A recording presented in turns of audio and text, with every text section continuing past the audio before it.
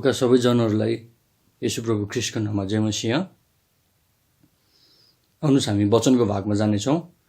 तपाईँहरू मसँग हितोपदेशको पुस्तक 28 अध्यायको 20 पदमा जानुहोला। आज हामी एउटा विषयलाई हेर्न गइरहेका छौँ अनि त्यो विषय चाहिँ मेरो विश्वास योग्यताले के फरक पार्छ भन्ने विषय हो। म पढ्नेछु हितोपदेश 28:20 त्यहाँ यसरी लेखिएको छ, विश्वासयोग्य मानिस आशिषहरूले भरपूर हुनेछ, तर जो धनी हुन हतार गर्छ त्यो निर्दोष ठहरिने छैन। आउनुहोस् म प्रार्थना गर्नेछु, त्यसपछि हामी वचनको भागमा अघि बढ्नेछौँ। म प्रार्थना गर्नेछु। धन्यवाद छ स्वर्गीय पिता अनि जीवित परमेश्वर, तपाईँ प्रभुले हामीलाई दिनुभएको वचनको निम्ति अनि यस वचनको सत्यताको निम्ति जुन कुराहरू हामीले सिक्न पाएका छौँ त्यसको निम्ति धन्यवाद छ। अनि आज हामी जुन कुराहरू सिक्न गइरहेका छौँ यस कुरा सिकाउन मलाई सहायता गर्नुहोस्, साथै सुन्नेहरूलाई पनि यस वचनद्वारा आशिष मिल्न सकेको होस् अनि हामीलाई अझै तपाईँ प्रभुको वचनमा हिँड्नलाई यस वचनद्वारा मद्दत गर्नुभएको होस्। यस वचनको भागलाई तपाईँ परमेश्वरको हातमा राख्दै आशिष माग्छौँ। हामीलाई प्यार गर्नुहुने येशू प्रभु ख्रिस्टको नाममा, आमेन। परिचयमा भन्नुपर्दा के तपाईँले कहिल्यै यसरी सोच्नु भएको छ, म विश्वासयोग्य भएँ भने के फरक पर्छ, अनि यदि म विश्वासयोग्य भइराखिनँ भने त्यसले के फरक पार्छ? परमेश्वरले हाम्रो विश्वास योग्यतालाई कसरी हेर्नुहुन्छ त? हामीलाई यो कुरा बाइबलबाट राम्ररी थाहा छ कि परमेश्वर सधैँभरि विश्वासयोग्य नै हुनुहुन्छ। एकचोटि व्यवस्था 7:9 एकचोटि हेरौँ। व्यवस्था 7:9 त्यहाँ यसरी भनेको छ, यसकारण जान, परम प्रभु तिम्रा परमेश्वर, उहाँ नै परमेश्वर हुनुहुन्छ, एक विश्वासयोग्य ईश्वर, उहाँलाई प्रेम गर्नेहरू र उहाँका आज्ञाहरू पालन गर्नेहरूसित उहाँले 1000 पुस्तासम्म आफ्नो वाचा र करुणा कायम राख्नुहुन्छ। हामी यस पदमा देख्न सक्छौँ परमेश्वर एक विश्वासयोग्य ईश्वर हुनुहुन्छ। विश्वासयोग्य भन्नु खोजेको मतलब चाहिँ विश्वास गर्न सकिने अथवा निरन्तर एउटै कुरालाई गरिरहने व्यक्ति, भर पर्न सकिने व्यक्ति भनेर भन्न खोजेको। यदि परमेश्वरले कुनै प्रतिज्ञा गर्नुभयो भने उहाँले त्यसलाई पुरा गर्नु नै हुन्छ, किनकि उहाँ विश्वासयोग्य स्थिर हुनुहुन्छ र मानिस जस्तो परिस्थितिसँगै परिवर्तन हुनुहुन्न। हामीलाई थाहा छ बाइबलमा सबैभन्दा पहिलो प्रतिज्ञा उत्पत्ति 3:15 दिइएको थियो, जसमा चाहिँ स्त्रीको र सर्पको बीचमा त्यहाँ दुश्मनी हुने र स्त्रीको सन्तानबाट त्यस सर्पको शिर कुच्याउने कुरा त्यहाँ गरिएको छ। अनि त्यस पददेखि लिएर ख्रिस्टसम्मै र त्यसपछि आजको दिनसम्म पनि उहाँले आफ्ना प्रतिज्ञाहरूमध्ये एउटै पनि पुरा हुन नदिई राख्नु भएको छैन। उहाँका प्रतिज्ञाहरूमध्ये कतिपय उहाँकै समयमा पुरा हुनेछ भने हामीले जानेको, उहाँको विगत र वर्तमानको विश्वासयोग्यताको कारणले पनि हामी ढुक्क साथ भन्न सक्छौँ। हामीले देखेका छौँ, हामीले जानेका छौँ विगतमा परमेश्वरले कस्तो कस्तो किसिमको प्रतिज्ञाहरू गर्नुभयो र त्यसलाई कसरी पुरा गर्नुभयो भन्ने कुरा हामीले जानेका छौँ। त्यही भएको कारणले गर्दाखेरि त्यसैको आधारमा पनि उहाँले भविष्यमा पनि त्यही कुरालाई निरन्तरता दिनुहुन्छ भन्ने कुरामा हामी ढुक्क बन्न सक्छौँ। त्यसो भए हामीले चाहिँ परमेश्वरको त्यही गुणलाई कसरी होशियार साथ, गम्भीरताका साथ पालन गर्दै पछ्याउन सक्छौँ त? हामी परमेश्वरप्रति र उहाँले दिनुभएका जिम्मेवारीहरूप्रति जिम्मेवार भयौँ भने त्यसले के फरक पार्दछ त?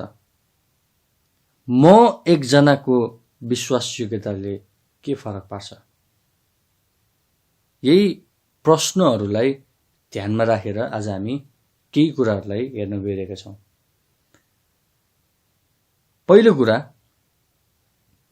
मेरो विश्वासयोग्यताले ममाथि आशिष ल्याउँदछ। एकचोटि हेरौँ न, भजन सङ्ग्रह 101 को 6 पदमा, भजन सङ्ग्रह 101 को 6 पदमा त्यहाँ यसरी भनेको छ, देशका विश्वासयोग्य मानिसहरू मसँग बास गर्न पाउन् भनेर मेरा आँखाहरू उनीहरूमाथि लागिरहनेछन्। जो सिद्ध मार्गमा हिँड्छ उसैले मेरो सेवा गर्नेछ। के तपाईले कहिले यो कुरालाई ख्याल गर्नुभएको छ कि तपाईलाई दिइएको जिम्मेवारी तथा कामहरूमा तपाईँ निरन्तर लागिरहनु हुँदा त्यहाँ थुप्रै आशिषहरू आउँदछ भन्ने कुरा। विलियम केरीको जीवनबारे हामीले धेरैले सुनेका छौँ होला। उनलाई के कारणले आधुनिक मिसनरीको पिता भनेर चिन्ने गरिन्छ त? उनी बेलायतबाट आएका मिसनरी थिए जो इन्डियामा थुप्रै वर्षसम्म एउटा मिसनरीको रूपमा काम गरेका थिए र उनलाई आज एक आधुनिक मिसनरीको पिता भनेर चिनिन्छ। अब के उनी बेलायतबाट नै आधुनिक मिसनरीको पिता भनेर त्यस परिचयलाई बोकेर आएका थिए त? अवश्य पनि थिएनन्। उनी त एक तल्लो स्तरको परिवारमा, एकदमै दयनीय गरिब अवस्थाको परिवारमा हुर्किएका व्यक्ति थिए जसले जुत्ता सिलाउने काम गर्थे। अब यो पेसा आफैमा नराम्रो होइन, तर मैले भन्नु खोजेको उनको अवस्था निकै नै दयनीय थियो। उनी हेर्दाखेरि त आधुनिक मिसनरीको पिता भनेर भनिने खालको व्यक्ति पनि थिएनन्। तर जब उनले परमेश्वरको आज्ञाप्रति विश्वासयोग्य हुने निर्णय गरे तब उनले जस्तो सुकै परिस्थितिलाई पनि सामना गर्न तयार भए र सामना गरे पनि। उनको भनाइहरूमध्ये एउटा भनाइ यस्तो थियो, यदि म एउटा कुरा सुरुवात गर्छु भने मैले त्यसबाट भएर जानै पर्छ, अर्थात् मैले त्यसलाई पुरा गर्नै पर्छ। परमेश्वरले आफ्नो पक्षबाट गर्नुहुने कुरा त छँदैछ, उहाँले गर्नु नै हुन्छ। तर हामीले पनि आफ्नो पक्षबाट गर्नुपर्ने कुरालाई ठिक तरिकाले र निरन्तर गरिराख्यौँ भने त्यहाँ अवश्य पनि आशिष आउँदछ। दुईटै कुरा एकदमै जरुरी छ, ठिक तरिकाले गर्ने र निरन्तर गरिरहने। तपाईले हिजो ठिक तरिकाले गर्नु भइरहेको थियो तर आज गर्नु भएन भने त्यहाँ विश्वासयोग्यता भन्ने कुरा हुँदैन। तपाईले जुन कुरा हिजो ठिक तरिकाले गर्नुभएको थियो त्यसैलाई आज र त्यसैलाई भोलि पनि निरन्तरता दिनु पर्दछ। त्यही नै हो विश्वासयोग्यता भन्ने कुरा। अनि उनै विलियम केरीले यसरी पनि भनेका थिए अंग्रेजीमा, expect great things from God, attempt great things for God.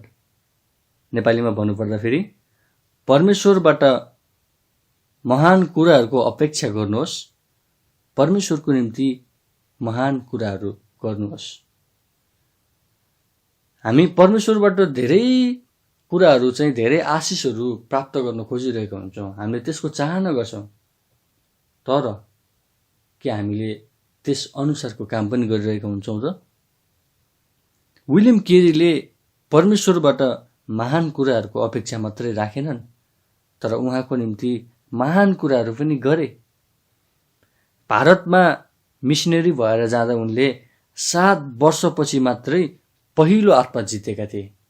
विचार गरौँ न, 7 वर्षसम्म पनि मेहनत गर्दाखेरि उनलाई कति गाह्रो भयो होला। 4औं वर्षमा पुगेर उनलाई कस्तो भयो होला, 5औं वर्षमा पुगेर उनलाई कस्तो भएको थियो होला।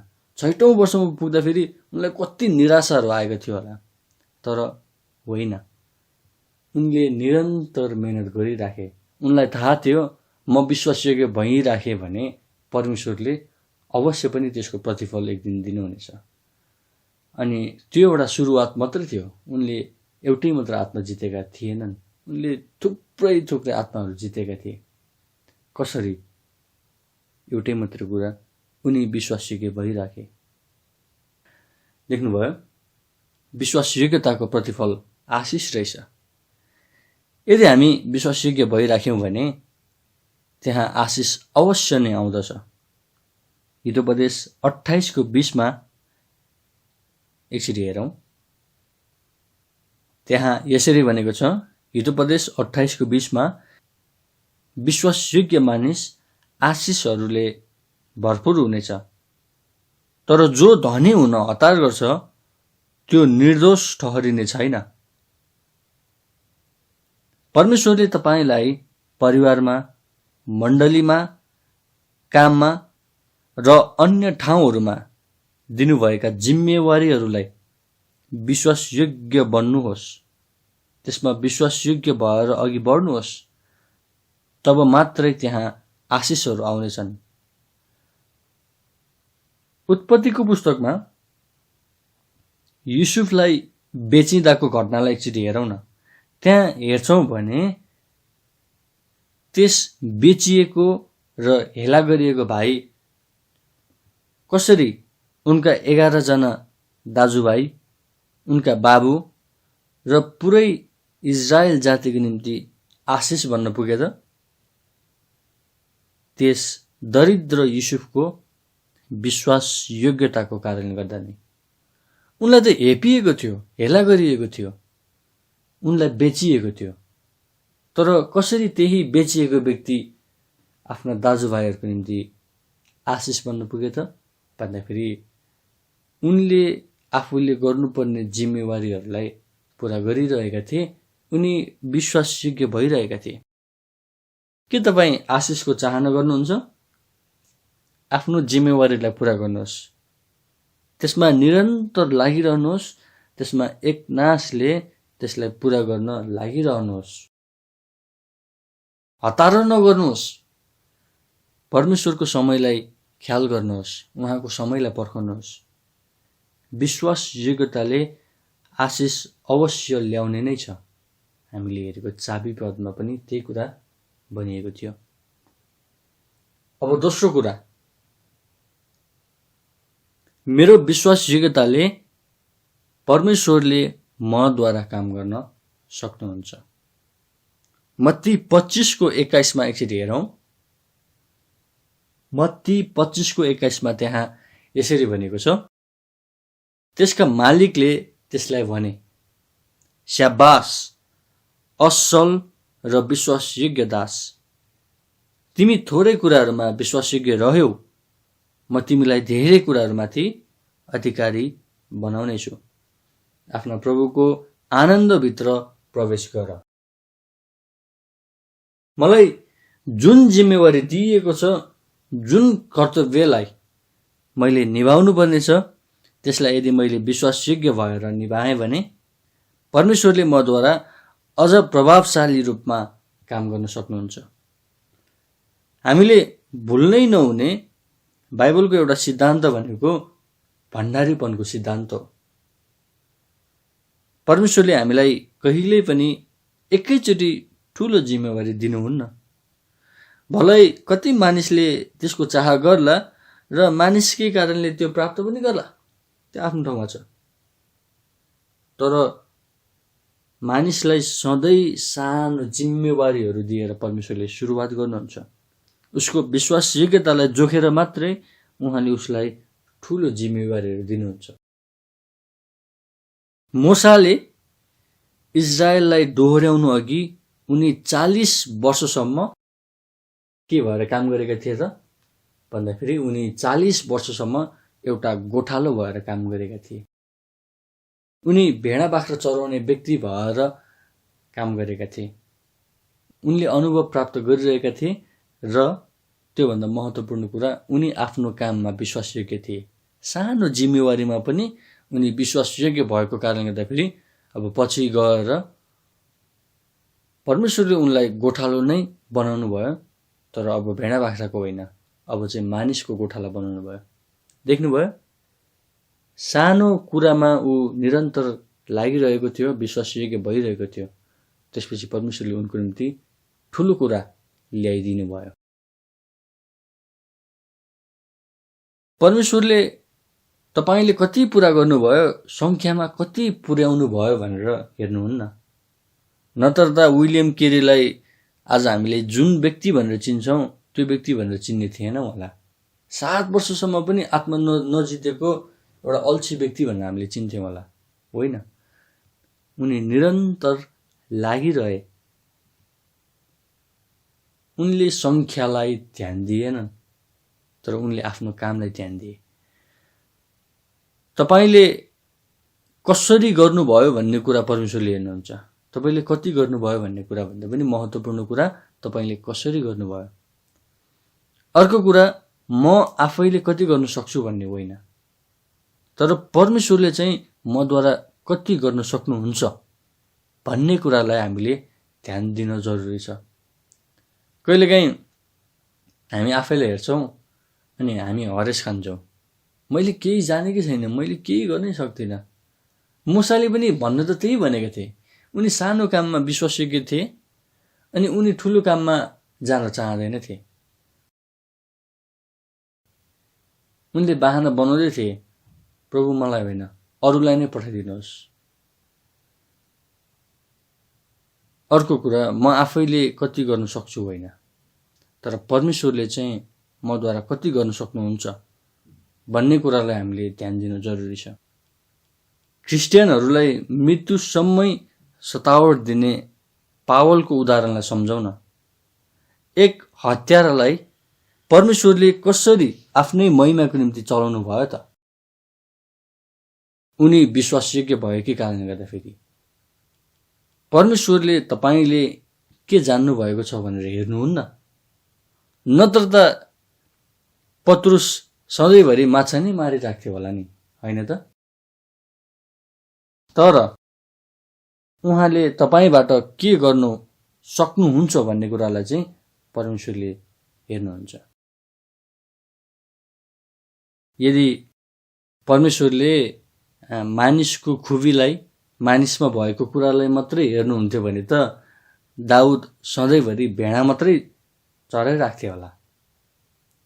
तर यी व्यक्तिहरूमा भएको हृदयलाई परमेश्वरले हेर्नुभएको थियो। हृदयको अवस्थालाई हेर्नु हुँदाखेरि जब उनीहरू विश्वासयोग्य पाइए तब परमेश्वरले उनीहरूद्वारा ठुलो ठुलो कामहरू गर्नुभयो। आज हामीमा पनि यही कुरा नै लागू हुँदछ।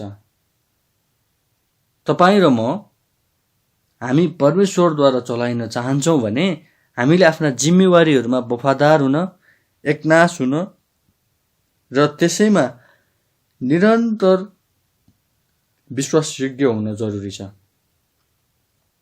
तब नै परमेश्वरले हामीलाई चलाउन सक्नुहुन्छ। तपाईले के जान्नु भएको छ भन्ने कुरामा चिन्ता नगर्नुहोस्, तर परमेश्वरले चाहिँ तपाईलाई कसरी प्रयोग गर्न सक्नुहुन्छ भन्ने कुरामा ध्यान दिनुहोस्। अनि परमेश्वरले तब मात्रै बल्ल तपाईलाई प्रयोग गर्न सक्नुहुन्छ।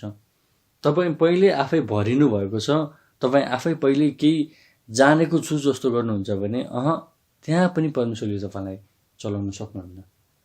परमेश्वरको निम्ति आफैलाई रित्तो पार्नुहोस्, आफैलाई विश्वासयोग्य तुल्याउनुहोस्, अनि तब बल्ल परमेश्वरले तपाईलाई उहाँको महिमाको निम्ति प्रयोग गर्न सक्नुहुन्छ। त्यस्तो कुरा मेरो विश्वासयोग्यताले अरूलाई उत्साहित तथा आशिषित बनाउँदछ। दोस्रो तिमोथी 3:10-11 एकचोटि हेरौँ। दोस्रो तिमोथी 3:10-11 त्यहाँ यसरी लेखिएको छ, तर तिमीले मेरा शिक्षा, चालचलन, उद्देश्य, विश्वास, सहनशीलता, प्रेम, धीरज, सतावटहरू र कष्टहरू राम्ररी जानेका छौ, जो चाहिँ एन्टियोकमा, इकोनियममा र लुस्त्रामा म माथि आइपरे। कस्ता कस्ता सतावट मैले सहेँ, तर ती सबैबाट प्रभुले मलाई छुटकारा दिनुभयो। हामी विश्वासयोग्य हुनुको एउटै र मुख्य कारण भनेको परमेश्वर नै हुनुहुन्छ। हामीले कसैलाई खुसी पार्न वा देखावटी रूपमा विश्वासयोग्य बन्ने होइन, तर हाम्रो विश्वासयोग्यता भनेको परमेश्वरको निम्ति नै हुनुपर्दछ। अनि जब हामी विश्वासयोग्य हुँदछौँ, त्यसबाट हाम्रा वरिपरि भएकाहरूले, क्रिस्चियन तथा अक्रिस्चियनहरूले त्यहाँ हामीबाट उत्साह प्राप्त गर्दछन्, आशिषहरू पाउँदछन्। बेठिक चाल चलिरहेकाहरूले चुनौती प्राप्त गर्दछन् र अरूको निम्ति हामी सहयोगी खुट्किलाहरू बनिन सक्छौँ। पावलले माथिको खण्डमा तिमोथीलाई आफूमाथि आइपरेका कुराहरू, आफ्नो व्यवहारहरू तथा प्रभुले दिनुभएको आशिषहरूबारे चर्चा गर्दैछन्। पावलले यसरी किन तिमोथीलाई बताउन सके त? किनकि उनले ती कुराहरूमा विश्वासयोग्य भएर परमेश्वरकै तरिकालाई अपनाएका थिए। उनले घमण्ड गरेका थिएनन्। यहाँनिर उनले घमण्ड गरिरहेका होइनन्, तर तिमोथीलाई उत्साह दिइरहेका हुन्। जब तपाईँ र मेरो जीवनमा हामीले विभिन्न समस्याहरू, अवस्थाहरूलाई सामना गर्दछौँ, त्यति बेला यदि हामी विश्वासयोग्य भयौँ भने त्यसले अरूलाई उत्साह मिल्दछ। अनि हामीले पनि भविष्यमा अरूलाई उनीहरू पनि त्यस्तै समस्याहरूबाट भएर जाँदा आफूले भोगेका अवस्थाहरूको उदाहरणहरूलाई दिँदै उनीहरूलाई पनि विश्वासयोग्य हुनु भनी उत्साह दिन सक्छौँ। हाम्रो अनुभवले अरूलाई सहायता मिल्दछ।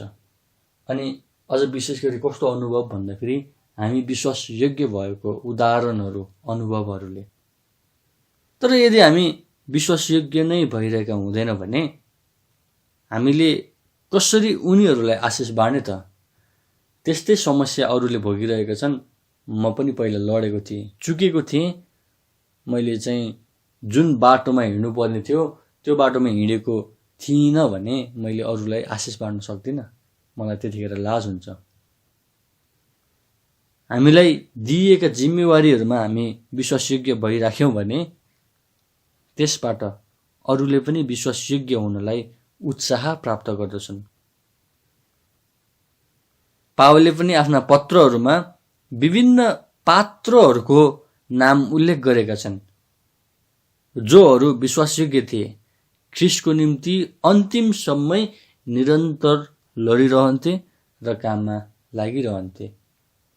तपाईँले रोमीको पुस्तकमा अनि अन्य पुस्तकहरूमा हेर्नुभयो भने त्यो विभिन्न हामीले कहिले पनि थाहा नगरेका व्यक्तिहरूको बारेमा, त्योभन्दा अगाडि कहिले पनि थाहा नगरेका व्यक्तिहरूको बारेमा उल्लेख गरेका छन्, उनीहरूको नामलाई उल्लेख गरेका छन्।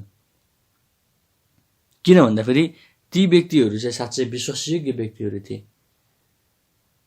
अनि उनीहरूको उदाहरणबाट प्रेरित पावल प्रभावित भएका थिए। उनीहरूलाई सम्झन चाहन्थे। अरूले तपाईँलाई देख्दा के उनीहरूले तपाईँलाई एउटा विश्वासयोग्य व्यक्तिको रूपमा देख्न सक्छन् त? प्रश्न एकदमै महत्त्वपूर्ण छ। कुनै जिम्मेवारी दिनु छ कसैलाई, कुनै घरमा अथवा मण्डलीमा अथवा कुनै ठाउँमा, काम गर्ने ठाउँमा, अनि त्यस बेलामा के उनीहरूले तपाईँलाई गन्न सक्छन्? यो व्यक्ति चाहिँ विश्वासयोग्य छ है, यो व्यक्तिलाई चाहिँ हामीले यसरी काम दियौँ भने हामी ढुक्क बन्न सक्छौँ, यो व्यक्तिले गर्छन्, यसले कुनै किसिमको खराबी गर्दैन भनेर के अरूले तपाईँको बारेमा भन्न सक्छन् त? आफैलाई प्रश्न गरौँ, आफैलाई एकचोटि त्यसले चाहिँ राम्रोसँग विचार गरौँ। अझै विशेष गरी यो भन्दा पनि विशेष गरी महत्त्वपूर्ण कुरा अर्को के छ भने के परमेश्वरले तपाईलाई एक विश्वासयोग्य व्यक्ति मान्नुभए स्याबास असल र विश्वासयोग्य दास भन्ने अवस्था छ त? प्रश्न आफैलाई गरौँ। अरूको निम्ति विश्वासयोग्यतामा नमुना बनाऊ। प्रेरित पावलले तिमोथीलाई पनि त्यही कुरा भनिरहेका छन्। विश्वासयोग्यतामा तिमी विश्वासीहरूको निम्ति नमुना बना। त्यहाँनिर अरू पनि कुराहरू छन्, तर विश्वासयोग्य हुनुपर्ने कुराहरूमा यो पनि एउटा कुरा थियो। विश्वासयोग्यतामा नमुना बन्नुपर्ने कुरा पनि त्यहाँनिर उल्लेख गरिएको थियो। त्यसै कारणले गर्दाखेरि तपाईँ र म विश्वासयोग्य भयो भने त्यसले अरूलाई पनि उत्साह दिँदछ। विश्वासयोग्य बनाऊ, निरन्तर लागौँ र अरूलाई चाहिँ तपाईँको जीवनबाट बन्न सकिने आशिष हामी बनाऊ। चौथो कुरा, मेरो विश्वासयोग्यताले मलाई इनाम मिल्दछ। पहिलो कोरिन्थी 9:25 एकचोटि हेरौँ, त्यहाँ यसरी भनेको छ, म पढ्नेछु। पहिलो कोरिन्थी 9:25 अनि होडबाजीमा सङ्घर्ष गर्ने हरेक मानिसले सबै कुरामा आफूलाई बसमा राख्दछ। अब तिनीहरू साँच्चै नाश भइजाने मुकुट पाउनका निम्ति यसो गर्दछन्, तर हामी त नाश नहुने मुकुटका निम्ति। हामी आखिर के का लागि विश्वासयोग्य बन्ने त? सरल छ उत्तर, इनामकै लागि। हाम्रो इनाम दुई तरिकाले आउँदछ। एउटा चाहिँ यही भौतिक संसारमा पनि हामीले इनामहरू पाउन सक्छौँ भने त्योभन्दा महत्त्वपूर्ण हामीले आउनेवाला संसारमा कहिल्यै नाश नहुने इनाम पाउँदछौँ। हामीले हेरेको यस खण्ड अनुसार पहिलो कोरिन्थी 9:25 अनुसार हामी साँच्चै नाश भइजाने मुकुट पाउनका निम्ति होइन, तर नाश नहुने मुकुटका निम्ति हामी होडबाजीमा दौडिरहेका हुन्छौँ। एउटा क्रिस्चियन र अक्रिस्चियनमा त्यही फरक छ। उनीहरूको हेराइ यस संसारमा पाइने इनामहरूको निम्ति हुँदछन् भने हाम्रो हेराइ चाहिँ यस संसारमा पाइने मुकुट भन्दा पनि महत्त्वपूर्ण मुकुट हुनुपर्दछ। तपाईँ यही जीवनमा कुनै ठुलो जिम्मेवारीको चाहना गर्नुहुन्छ भने सानो कुराबाट सुरु गर्नुहोस्। सफलता ठुलो कुरामा पाउनु छ भने तपाईँ सानो कुराबाट सुरुवात गर्नुहोस्। तब मानिसहरूले तपाईँको विश्वासयोग्यतालाई प्रत्यक्ष देख्नेछन् र तपाईँलाई उनीहरूले भरोसा गर्न सकिने एक असल व्यक्तिको रूपमा जान्नेछन्। विश्वासयोग्य बन्नलाई एउटा अत्यन्तै महत्त्वपूर्ण कुरालाई हामीले बिर्सनु हुँदैन। हामी अरूले देखे पनि नदेखे पनि विश्वासयोग्य हुनै पर्छ। कलसी 3:22 त्यहाँनिर प्रेरित पावलले दासहरूलाई आज्ञा दिँदाखेरि, अति दिँदाखेरि त्यहाँनिर भनेको एउटा महत्त्वपूर्ण वाक्यांशलाई एकचोटि ध्यान दिउँ न। उनले के भनेका छन् भन्दाखेरि, मानिसहरूलाई खुसी पार्नेहरू चाहिँ आँखाको अघि मात्र सेवा गर्ने होइन, तर परमेश्वरको डर मानेर हृदयको सच्चाइ साथ गर। एकचोटि फेरि ध्यान दिउँ, के भनेको छन् भन्दाखेरि, मानिसहरूलाई खुसी पार्नेहरू चाहिँ आँखाको अघि मात्र सेवा गर्ने होइन। समस्या यहीँनिर हुँदछ। हामी कहिलेकाहीँ विश्वासयोग्य बनिरहेका हुन्छौँ, तर कसप्रति भन्दाखेरि मानिसप्रति, अनि कतिखेर भन्दाखेरि मानिसले देख्दाखेरि मात्रै। तर त्यो एकदमै ठुलो भुल हो। वास्तवमा त्यो एकदमै ठुलो गल्ती हो। किन थाहा छ? त्यहाँनिर दोस्रो खण्डमा भनेको छ, तर परमेश्वरको डर मानेर हृदयको सच्चाइ साथ गर। यदि परमेश्वरको डर मानेर हामीले हृदयको सच्चाइ साथ गरिरहेका छैनौँ भने के हुन्छ थाहा छ? हाम्रो संसारिक मालिक अगाडि हुँदाखेरि मात्रै हामी विश्वासयोग्य बन्न खोज्छौँ। उहाँको आँखा अघि मात्रै, उहाँलाई खुसी पार्ने किसिमले मात्रै हामी काम गरिरहेको हुन सक्छौँ। बाइबलले भन्छ त्योभन्दा महत्त्वपूर्ण कुरा चाहिँ परमेश्वरलाई खुसी पार्नु पर्दछ।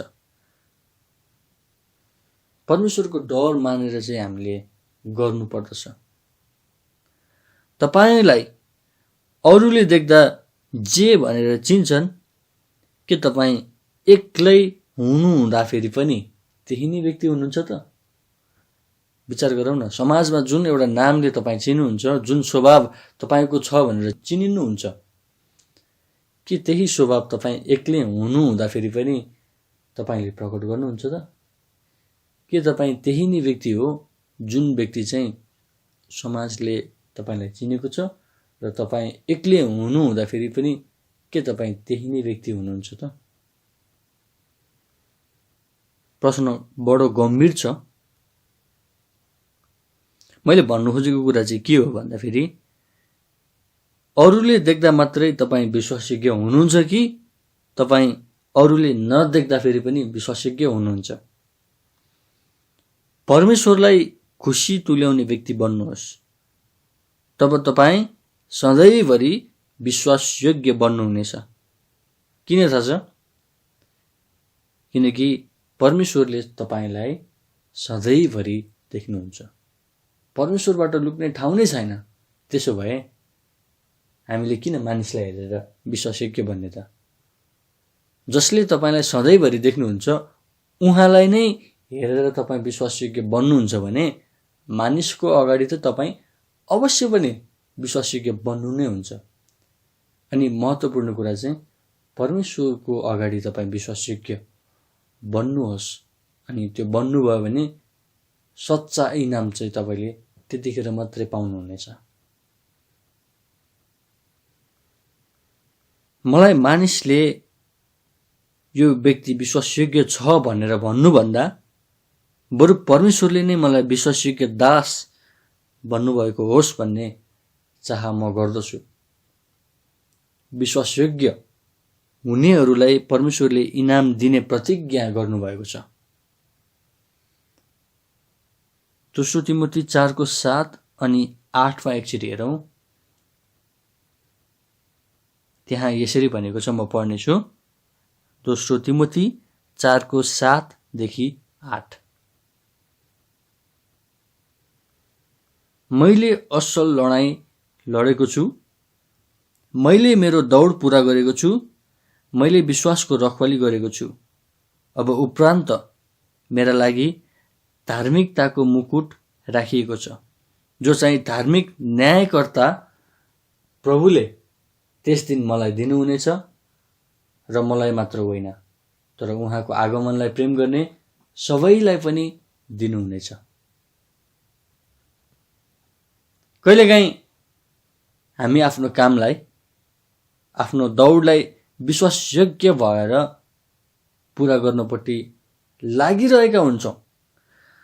अनि समस्या चाहिँ त्यहाँनिर कहिलेकाहीँ मानिसहरूबाट आइदिँदछ। उनीहरूले बाधा ल्याइदिँदछ। तब हामीले हरेस खान सकौँला। साँच्चै विश्वासयोग्य भइरहन सजिलो छैन। यो अवश्य नै गाह्रो कुरा हो। ठिक बाटोमा निरन्तर हिँड्नु भनेको सजिलो कुरा हुँदै होइन। यसु ख्रीष्टलाई समेत गाह्रो भएको थियो, जबकि उहाँ आफै ईश्वर हुनुहुन्थ्यो। तर के उहाँले हरेस खानुभयो त? क्रुसको मृत्यु समय र त्यसपछि पनि पृथ्वीमा हुँदा समेत समस्याहरू आउँदाखेरि उहाँले हरेस खानु भएन। तर हाम्रो दौड भनेको मानिसले हामीलाई गर्ने व्यवहारहरूले निर्धारण गर्दैन। त्यो त परमेश्वरले हामीलाई दिनुभएको वाचासित सम्बन्धित छ। परमेश्वरले हामीलाई दिनुभएको बाचालाई हामीले सधैँभरि हृदयमा राखेर चाहिँ हामी आफ्नो काममा लागिरहन्छौँ भने सफलता त्यहाँनिर मिल्दछ। हामीले इनाम पाउँदछौँ, हामीले मुकुट पाउँदछौँ। हामीलाई अरूले स्याबास भनिदिएको कति मनपर्छ नि, होइन त? मलाई त मनपर्छ, कसैले मलाई स्याबास भनिदियो भने कति मनपर्छ। तर के कसैले आएर मलाई त्यसै स्याबास भन्छन् त? भन्दैनन्। त्यसो भए कतिखेर भन्छन् त भन्दाखेरि जब मैले चाहिँ कुनै कामलाई ठिक तरिकाले सिद्ध्याउँछु, पुरा गर्छु, अरूलाई मनपर्ने किसिमले गरिदिँदछु भने बल्ल मैले स्याबासी पाउँदछु। त्यसो भए त्यो स्याबासी पाउनको निम्ति हामीले के गर्नुपर्छ त भन्दाखेरि जिम्मेवारीहरूमा हामी विश्वासयोग्य भएर लागिरहनु पर्दछ। अनि हाम्रो प्रयत्न भनेको चाहिँ मानिसबाट भन्दा पनि परमेश्वरबाट चाहिँ स्याबासी पाउने खालको प्रयत्न हुनुपर्दछ। स्वर्गमा परमेश्वरले हामीलाई स्याबास भन्नु भएमा त्यो कस्तो हुँदछ होला त? परमेश्वरले नै हामीलाई स्याबास भन्नुहुने, ओहो, त्यो त हामी कल्पना पनि गर्न सक्दैनौँ। कति आनन्दमय हुन्छ होला। हामीले अहिलेको जीवनमा त्यो कुरालाई कल्पना गर्न सक्दैनौँ। हाम्रो हेराइ उहाँले दिनुहुने इनामतर्फ हुनुपर्दछ र हाम्रो काम गराइ चाहिँ त्यस इनामलाई प्राप्त गर्न सकिने प्रकारको हुनुपर्दछ। यो दुइटै एकदमै महत्त्वपूर्ण कुरा छ। हाम्रो हेराइ ख्रीष्टमा र हाम्रो काम गराइ चाहिँ ख्रीष्टको वचनद्वारा हुनुपर्दछ। तब मात्रै इनाम पाउन सम्भव छ, नत्र सम्भव छैन। इनाम कसले पाउँदछ? इनाम कसले पाउँदछ अन्त भन्दाखेरि जसले ठिक तरिकाले दौड दगुरेको छ, जसले चाहिँ त्यस रेखा चिन्हमा पुगेका छन् र ठिक तरिकाले पुगेका छन्, उसैले मात्र इनाम पाउँदछ। संसारमै हुने होडबाजीको नि कुरा गरौँ न एकचोटि।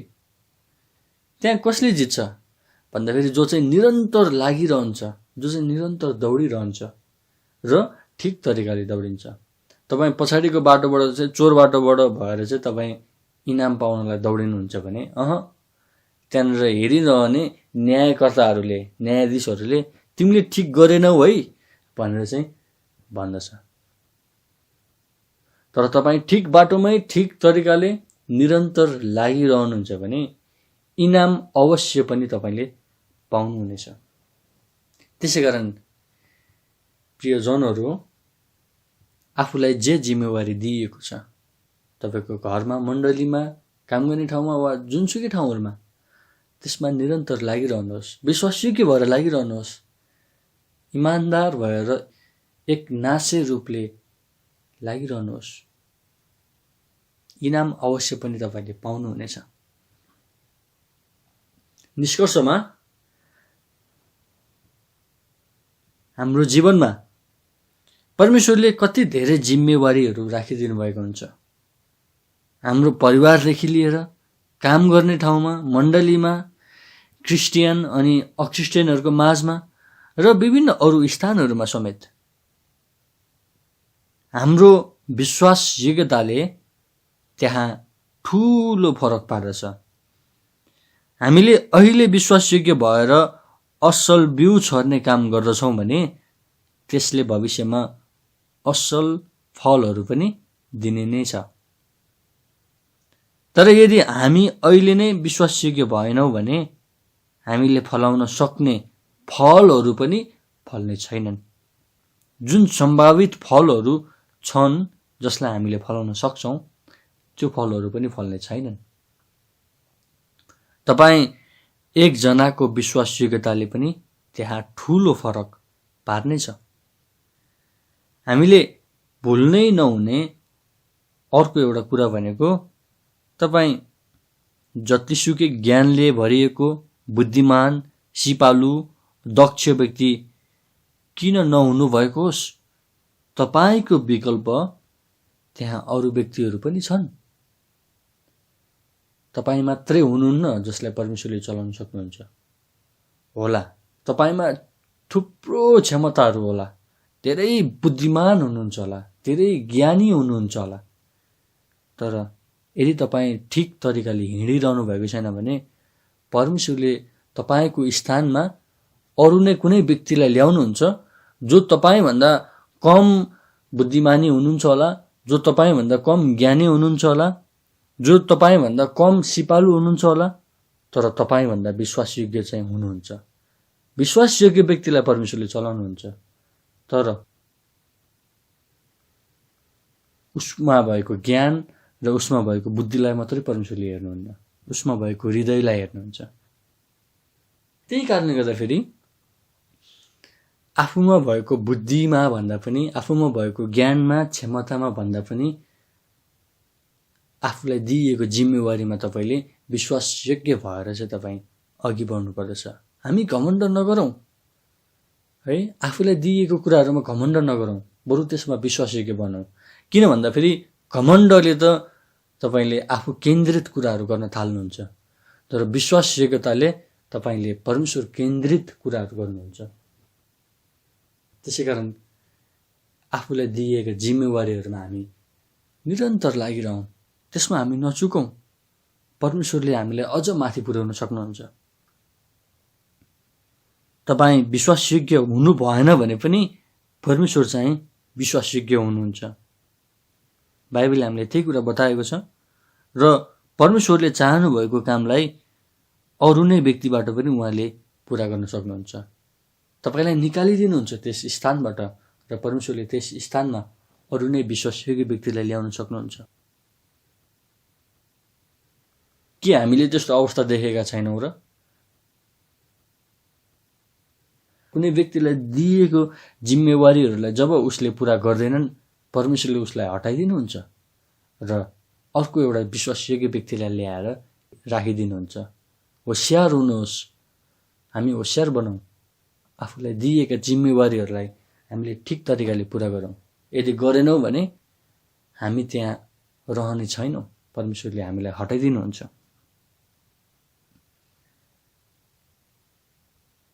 त्यही भएर हामीलाई दिएका जिम्मेवारीहरूमा हामीलाई विश्वासयोग्य हुने विकल्प बाहेक त्यहाँ अरू कुनै छनौट नै छैन। के तपाईँ आफ्ना जिम्मेवारीहरूमा विश्वासयोग्य हुनुहुन्छ त? यदि तपाईँ विश्वासयोग्य भइरहनु भएको छैन भने ढिलो नगर्नुहोस्, आजैबाट विश्वासयोग्य बन्ने प्रयत्न गर्नुहोस्, सुरुवात गर्नुहोस्। यदि विश्वासयोग्य बनिरहनु भएको छ भने त्यसमा अझै होसियार साथ अघि बढ्नुहोस्। विश्वासयोग्य हुनेहरू सबैले एक दिन इनाम अवश्य प्राप्त गर्नेछन्। अन्तिममा एउटा पद पढौँ, त्यसपछि यस भागलाई अन्त गरौँ। पहिलो थेसलोनिकी 4:1। पहिलो थेसलोनिकी 4:1 त्यहाँ यसरी भनेको छ, अन्तमा हे भाइहरू हो, हामी तिमीहरूलाई प्रभु येशूमा आग्रहपूर्वक बिन्ती गर्छौं र अर्थी दिन्छौं। तिमीहरूले कसरी चल्नुपर्छ र परमेश्वरलाई खुसी पार्नुपर्छ, सो कुरा तिमीहरूले हामीबाट जसरी प्राप्त गरेका छौ उसरी नै तिमीहरू झन्झन भरपुर हुँदै जाओ। यस पदमा दुईटा कुरालाई ख्याल गरौँ, कसरी चल्नुपर्छ र परमेश्वरलाई खुसी पार्नुपर्छ। हामीले बाइबलबाट धेरै कुरा सिकेका छौँ, हामीले धेरै कुराहरू जानेका छौँ। अब हाम्रो काम भनेको के हो त भन्दाखेरि त्यसमा कसरी चल्ने भन्ने कुरालाई ध्यान दिने र त्यस अनुसार काम गर्ने र परमेश्वरलाई खुसी पार्ने। परमेश्वर कतिखेर खुसी बन्नुहुन्छ त भन्दाखेरि हामी सच्चा हृदय साथ जब उहाँको सेवा गर्छौं, जब विश्वासयोग्य भइरहन्छौं, तब परमेश्वर खुसी बन्नुहुनेछ। तपाईको विश्वासयोग्यताले त्यहाँ ठूलो फरक पार्नेछ। तपाईको भविष्यको पुस्ताले पनि तपाईलाई सम्झिनेछन् र विशेष गरी त्योभन्दा पनि अझै महत्त्वपूर्ण कुरा परमेश्वरले तपाईँलाई गन्नुहुनेछ र तपाईँलाई इनाम दिनुहुनेछ। कारण तपाईँकै विश्वासयोग्यताको कारणले गर्दाखेरि। आउनुहोस् यस वचनको भागलाई हामी अन्त्य गरौँ र हामी प्रार्थना गर्नेछौँ। म प्रार्थना गर्नेछु, तपाईँहरू मसँग रहनुहोला। हे हाम्रा स्वर्गीय पिता अनि हाम्रा जीवित परमेश्वर, तपाईँ प्रभुको सत्य वचनको निम्ति हामी धन्यवादी छौँ। अनि जुन कुराहरू हामीले सिक्यौँ, विश्वासयोग्य बन्नलाई हामीले जुन कुराहरू तपाईँ प्रभुको वचनबाट चुनौती प्राप्त गऱ्यौँ प्रभु, आउने दिनहरूमा हामीलाई यस कुरामा लाग्न सहायता गर्नुहोस्। अझै निरन्तर तपाईँ प्रभुको निम्ति अघि बढ्न हामीलाई सहायता गर्नुहोस्। हामी विश्वासयोग्य भइराख्नुपर्छ र हामी विश्वासयोग्य भइराखेनौँ भने तपाईँ प्रभुले हामीलाई चलाउन सक्नुहुन्न, किनकि तपाईँ प्रभुले हाम्रो हृदयलाई जान्नुहुन्छ। हामीलाई हृदयको सच्चाइ साथ आँखाको अघि मात्र होइन, अरूलाई देखाउने किसिमले मात्र होइन, तर साँच्चै हृदयबाट नै हामीलाई विश्वासयोग्य तुल्याउनुहोस्। हामी त्यस अनुसार अघि बढ्न सकौँ प्रभु। यस वचनको निम्ति तपाईँ प्रभुलाई धन्यवाद छ। हामी सबैलाई यस वचनद्वारा चुनौती आशिषहरू मिल्न सकेकोस्। हामी चाहे शरीरमा रहौँ वा हामी नरहौँ, तर तपाईँ प्रभुको निम्ति विश्वासयोग्य बन्ने प्रयत्न गरौँ। यस वचनको भागलाई तपाईँ परमेश्वरको उच्च हातमा राख्दै आशिष माग्छौँ। हामीलाई प्यार गर्नुहुने येशू प्रभु ख्रीष्टको नाममा, आमेन।